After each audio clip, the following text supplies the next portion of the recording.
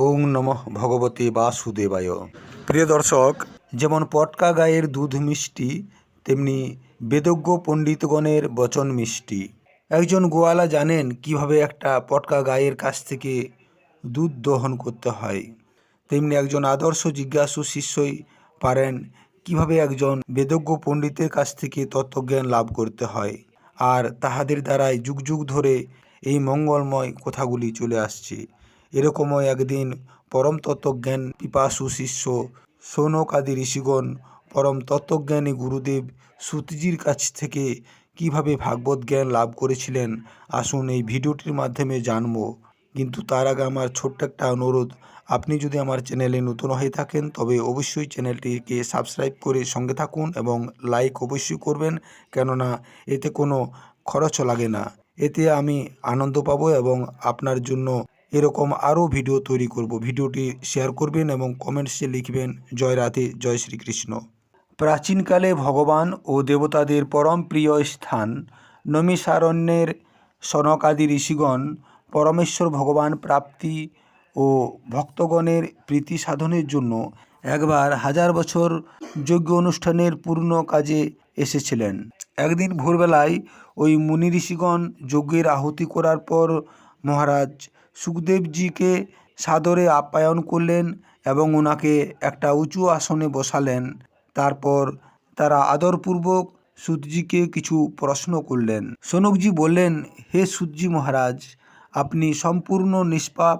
আপনি মহাভারত সহ সমস্ত বেদ পুরাণগুলির পরম জ্ঞানী, ধর্মশাস্ত্রগুলি সমস্ত অধ্যয়ন করেছেন এবং এগুলির সুন্দর সুন্দর ব্যাখ্যাও করেন।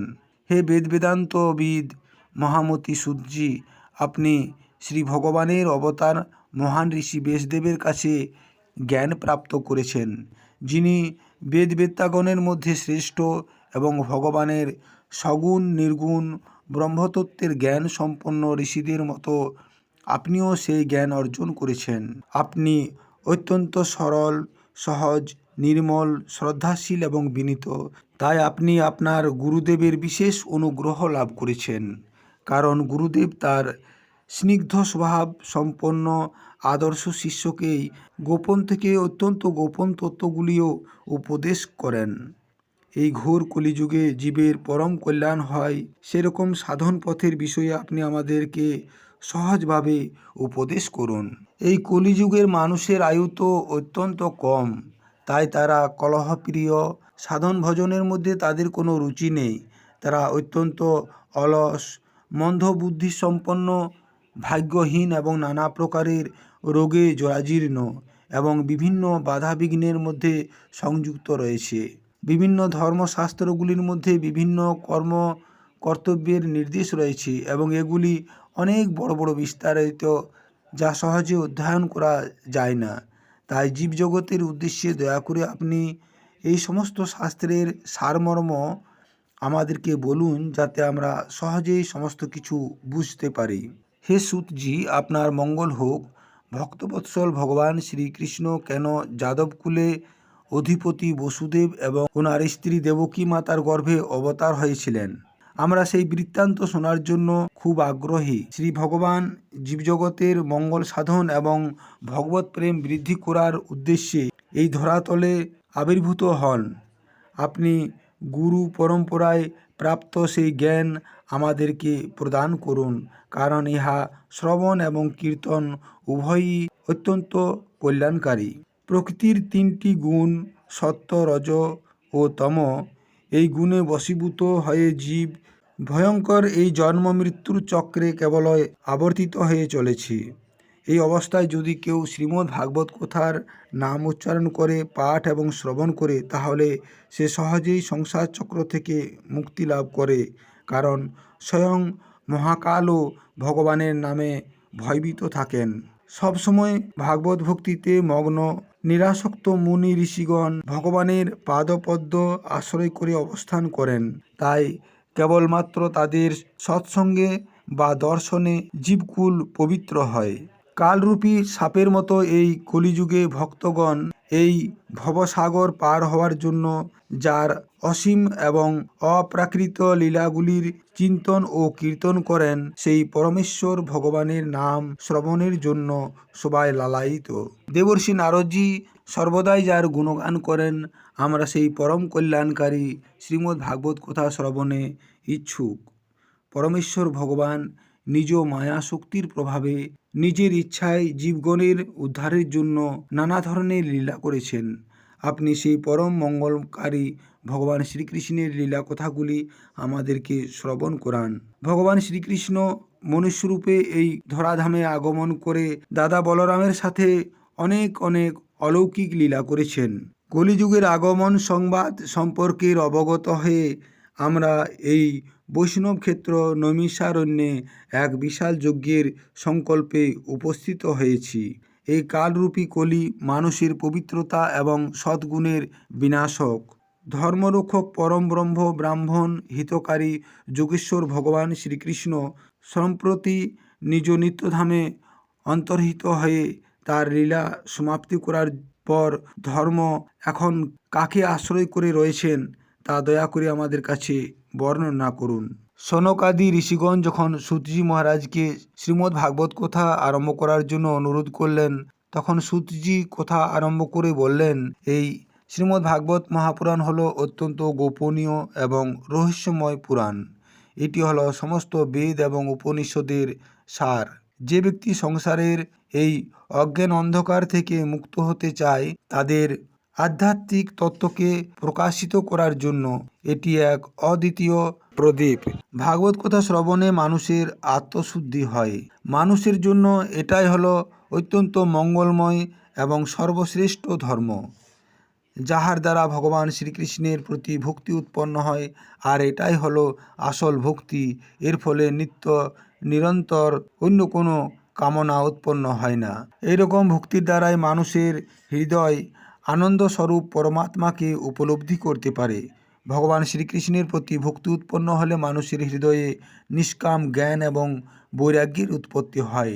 ঠিক ঠিক ধর্মের অনুষ্ঠান করার পরও যদি মানুষের হৃদয়ে ভগবান শ্রীকৃষ্ণের লীলা এবং ওনার বিভিন্ন কথাগুলির প্রতি অনুরাগের উৎপন্ন না হয়, তাহলে সেই পরিশ্রমটাই ব্যর্থ পরিশ্রম।